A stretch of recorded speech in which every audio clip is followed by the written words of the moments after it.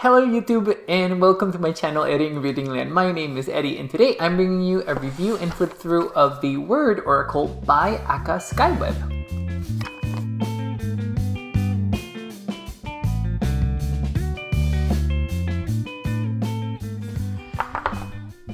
Okay guys, so as always I have my notes over here with me so that I know what I'm talking about and I know what to say. But the first thing I wanted to say about the Wyrd Oracle was that I actually backed this on Kickstarter, and it is just one of 400 decks that were available.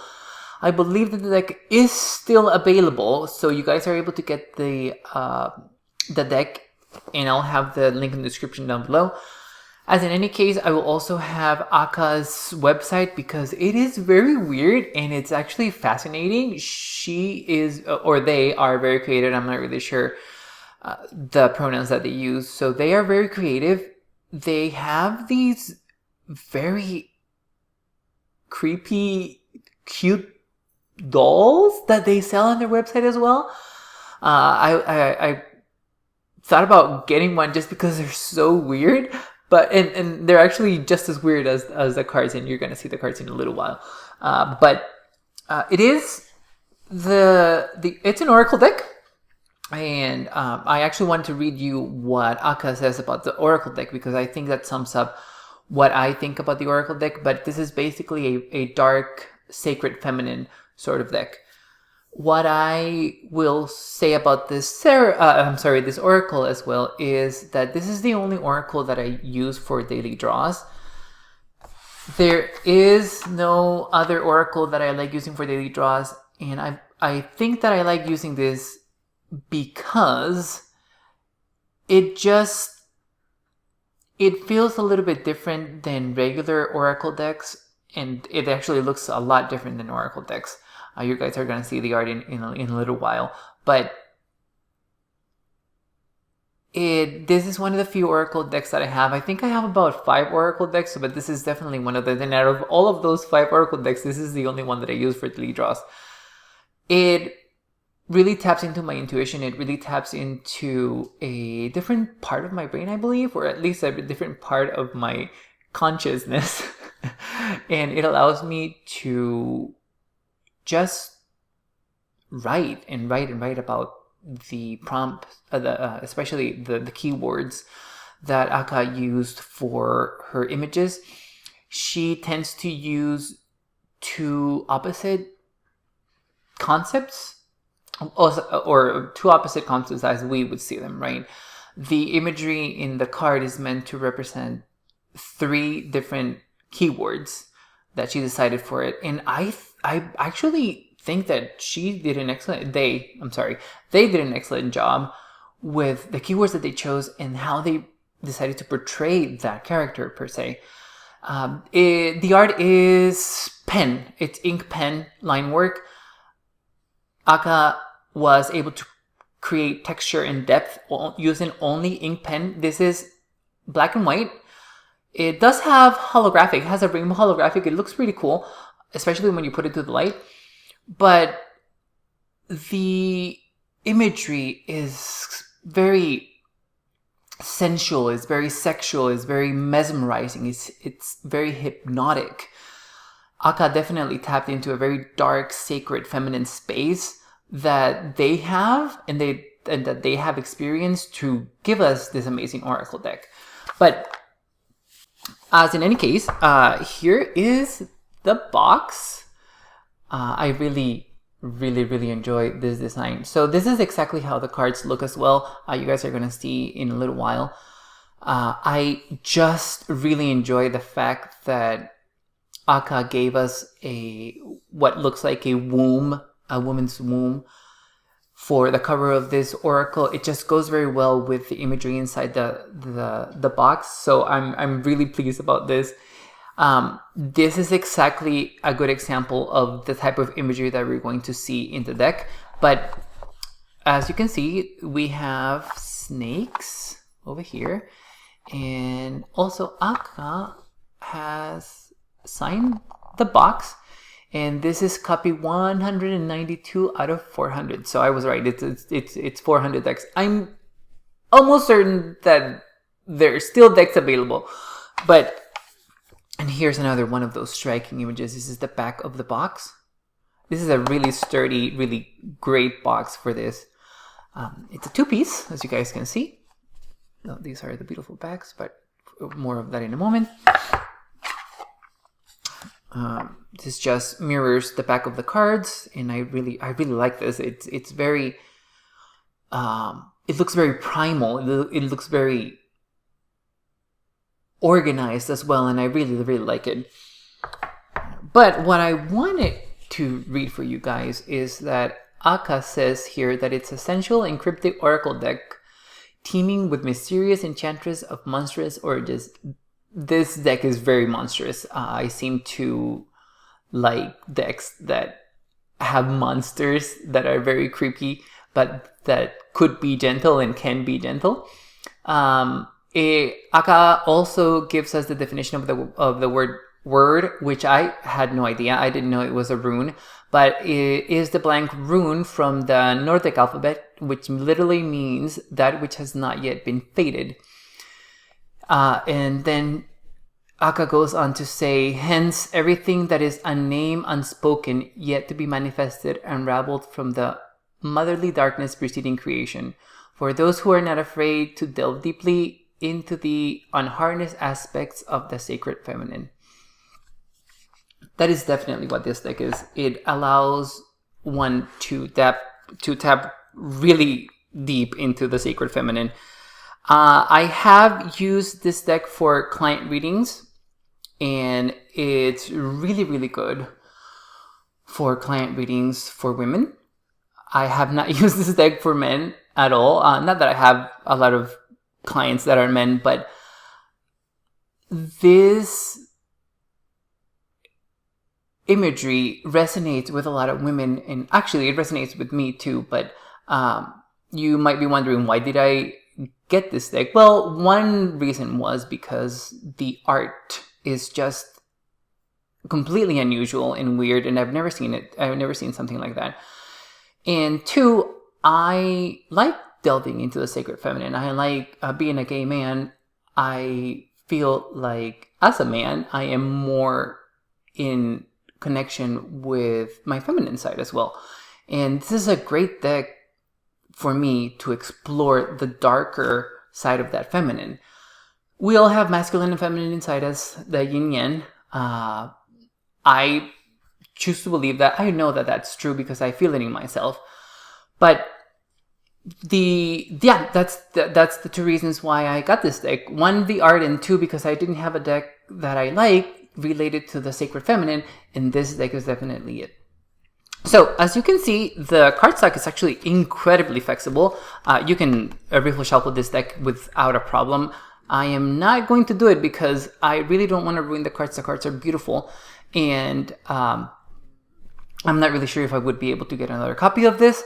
So we're keeping it that way. But as you can see, it's etched in black. And it's very on theme. It's dark. It's black. It's monochromatic. So I really like it. The cards are not in any particular order.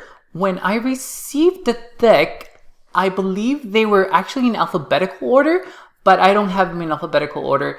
There is really not a guidebook for the oracle. You are supposed to create your own practice with the deck, which probably should be that way for every single deck that we get, guys. But as in any case, let me show you the imagery of the cards. And as you can see, there is a holographic, and it's rainbow. I'm not really sure if it's meant to convey queerness, but I definitely feel queerness in this deck as well. And that's just probably another good reason why to get the deck in the first place. I need more queer decks in my life. I definitely do. But as you can see, this woman over here is meant to represent these three keywords: freedom, release, and independence. When I look at this image, I kind of see all of those things. And I don't know how or why Aka decided to create these beings, these women, and share it with us, but I am completely thankful because this is one of those very unique decks that really pull me out of my comfort zone. But what I'm going to do is I'm just going to show the deck, continue showing the deck, so you can see how very out of the usual, how weird, how very peculiar, how very macabre the imagery is. So here we have pain, disturbance, and demon within.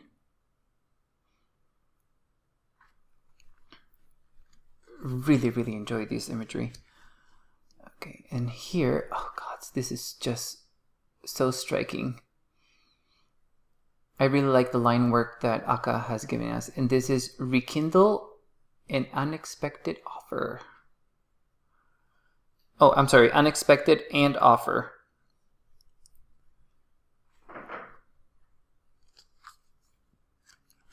Here we have secrecy, growth, and protection. I just can feel this being growing and protecting herself in that growth. And by so doing so, even create a secret or hiding within herself. It's just very interesting and very fascinating. So here we have toxicity, sexuality, and codependence. As you guys can see, the keywords are very specific and very appropriate for the imagery. And as you also guys can see, it does provide a darker daily draw experience, which I don't mind doing. I like to welcome that into my life. There is definitely a time where we're able to do that in our practice. It's probably not for a very long time that we're able to do it, but here we have ambivalence, duplicity, and duality. Really, really, really like this. Here we have psychic, intuitive, and awareness. I just love when Aka gives us these women with other animal parts. It's just so beautiful. Here we have disregard, conflictive, and secret wound.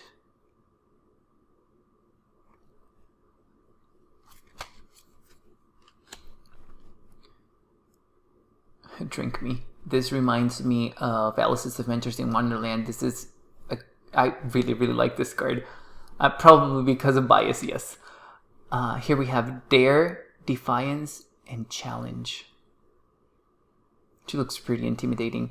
And I would say that about this art in general. This art is very intimidating. It's very captivating. Here we have observant, attentive, and wary.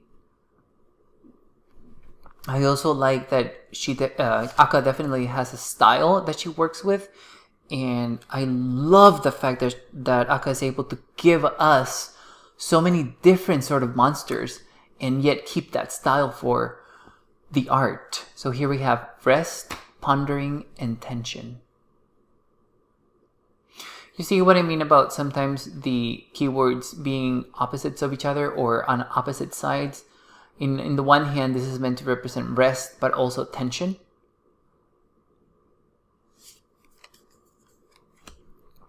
Here we have curse, animosity, and predatory. She definitely looks very predatory, but she also looks very, very beautiful.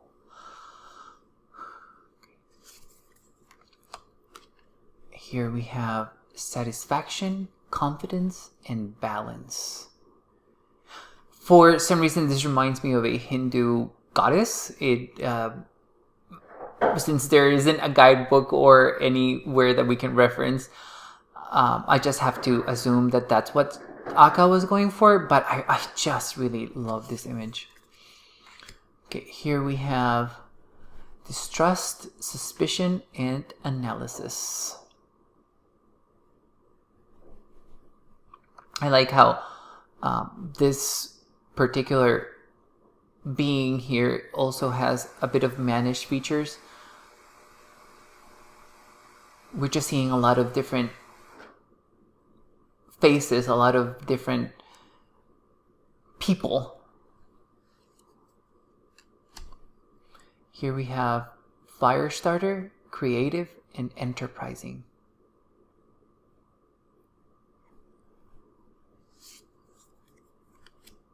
Here we have harvest, abundance, and blessing. So good. So good. We also have different body types, as you guys can see. Most of these monsters are not thin or pretty. They're definitely beautiful, but we don't fall into one conventional sort of cultural assignment of beauty. And I really enjoy that. Oh God, this is just so striking. Here we have regret, pensive, and advice.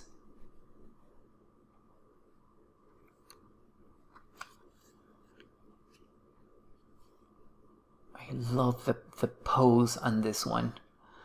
And this one we have weight, paralyzed, powerless. Oh, so good, so good. Here we have maternal, magical, and tenderness. So we do have some more uplifting and benefic, positive cards. Here we have playfulness, friendly, and curiosity.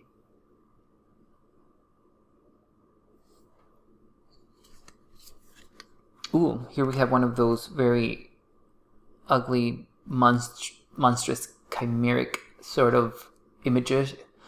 Here we have, chimera, prowess, for the greater good. What I do when I'm doing daily draws is either choose one of these keywords or actually ask questions about the keywords. So for example, if I got this for my daily draw, I would ask myself, what am I doing for the greater good? Or how is my prowess looking right now? What disturbing or unwelcome elements in my life are melding into this ugly thing, and how can I combat that? Those are the things that this sort of deck brings into mind and makes it a different daily draw experience for me. And I really enjoy that. Here we have inertia, fatigue, and apathy. Oh, isn't that just beautiful? So beautiful. The other thing that I was going to say about this tarot, even though that it's very sensual and sexual, as you guys can see, and here we have restlessness, parasitic, and nightmares, it is not erotic. It's not meant to convey arousal, and I think that there's a very fine line between sexuality and erotic art. But Aka was able to do it perfectly. Most likely because all of these beings are so monstrous and sometimes very amorphous that Aka was able to do it so beautifully and so, so appropriately. Here we have reassurance, calm, and detachment.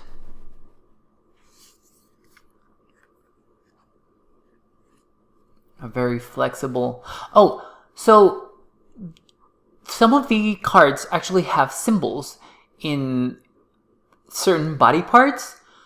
I have come to realize as well that there is a lot of symbology that went into these cards, and for those of us who actually like to delve into the symbology of cards, this is a great deck for that as well, because even though the symbology is very, very subtle, it is here. I mean, this being, which by the way is pleasure, invitation, and betrayal, is here we have Scorpio, the Scorpio symbol. We have her having a scorpion tail, eagle wings.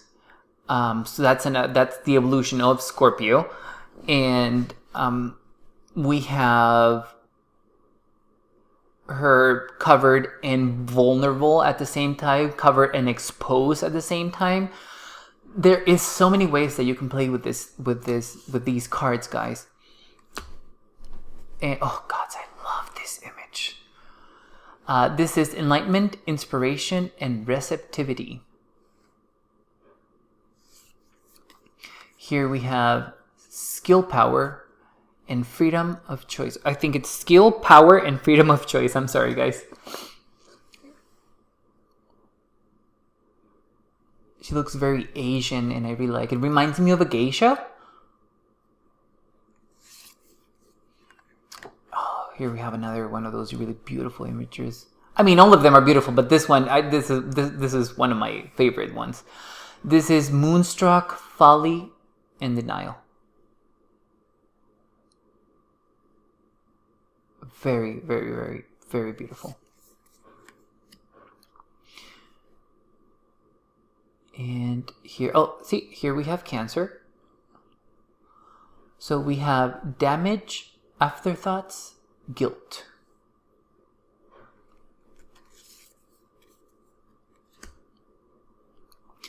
Self-sufficiency, contentment, and smugness. She definitely looks smug. But I mean, this is another one of those very mesmerizing images. You can just stare at it for a very long time and just try to pick everything out. Here we have concentration, growth, and sacrifice.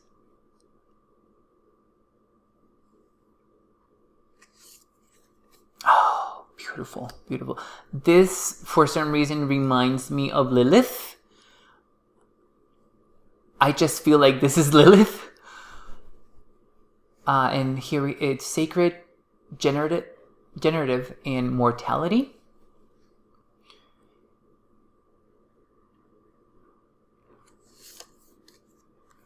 Okay, and here we have crown of thorns, burden, and trauma. I mean, wow. Definitely a shadow practice sort of deck as well, guys. It works really well for shadow. We have weaving, planning, and giving shape.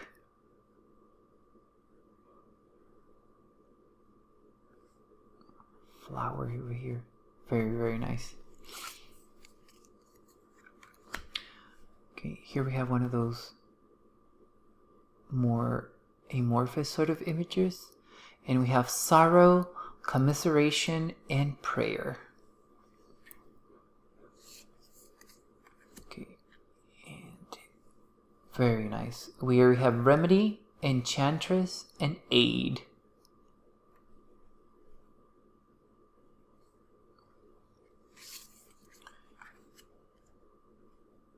Here we have the sign of Libra, and there are runes on some of them as well. And this is one of the other more masculine looking sort of women, and I really, really enjoy that we have aspects like that, because this could be a trans person, this could be a non-binary sort of person that's female presenting, right? There's just a lot of possibilities. That's why I was saying in the beginning that this also feels like a very queer deck, because of all of the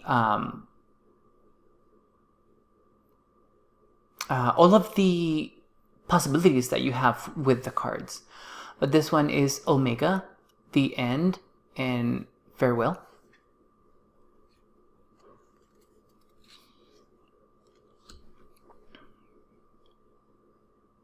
Here we have Eclipse, withdrawal and acceptance.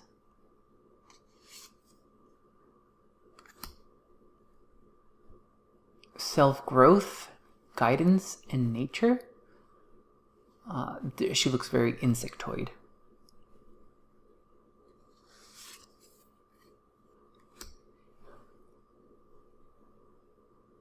Here we have Make It or Break It, The Cure, and The Poison. See, another one of those opposites being represented in one image. I like the fact that she looks like a fungus. She looks like a mushroom.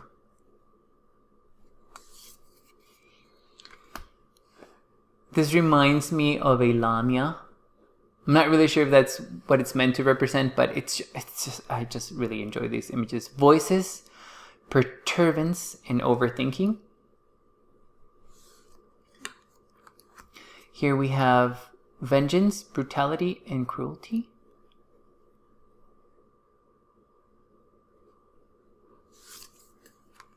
Here we have clairvoyance, vanity, and selfishness.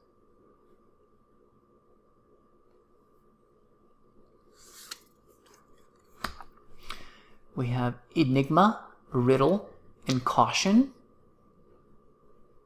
She definitely looks very enigmatic.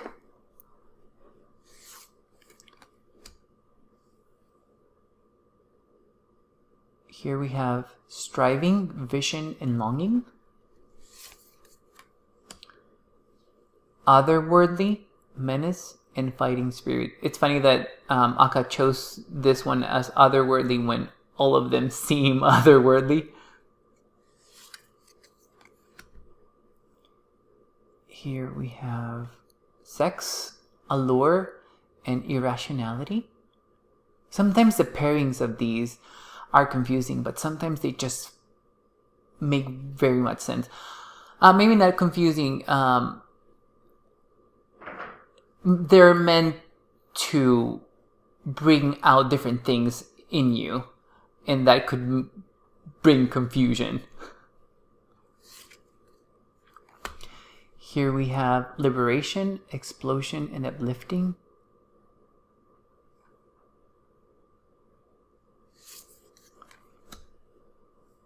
Here we have alpha, the beginning, and first offer. Surprise, acceptance, and rejection. Very nice. Here we have nurturing, guardian, and patience. I did a reading for my mom, and this is one of the cards that she got, and I remember her telling me, yes, I know I need to be more patient, but how do I do that when I also need to care for other children? She's a nanny. Care for other children and actually nurture them as well.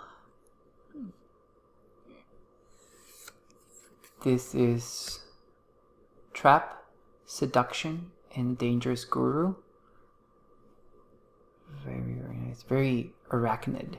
Love it. And here we have the last card, and this is one of those very beautiful ones. Beauty, danger, and allure. Oh, actually we have another one. Sorry, guys.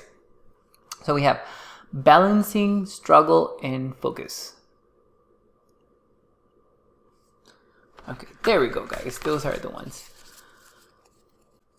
So again, I really like this deck. I wanted to share with you guys because I haven't seen a video of it online.